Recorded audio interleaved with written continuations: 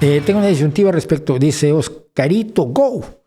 Tengo una disyuntiva respecto a qué pasa cuando morimos y a dónde vamos. No vamos a ningún lado. Fernando Conde Torrens habla de la plenitud divina, pero que hable de lo que quiera, no tiene ninguna prueba.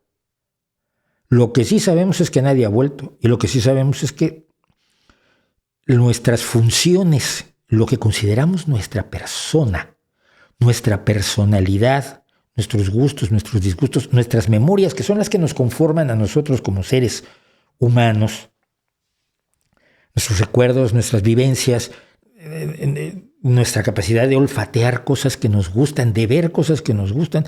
A mí siempre me ha impresionado mucho, y luego me lo pregunto, ¿por qué ver una cosa me puede provocar un enorme placer? Un placer interno, intensísimo, un cuadro, un atardecer hermoso, te provoca placer.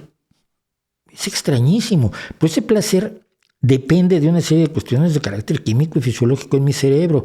Y sabemos por los estudios que se han hecho de lesiones cerebrales que si pierdes ciertas funciones cerebrales, pierdes parte de tu personalidad, parte de tus recuerdos, parte de tu capacidad de disfrutar el mundo, parte de ti mismo, hasta que puedes dejar de ser tú mismo. Eso lo vemos en el Alzheimer. La gente deja de ser ella misma porque las estructuras cerebrales que conforman su personalidad, sus recuerdos, sus memorias, sus emociones, sus vivencias, se han destruido, han dejado de ser funcionales.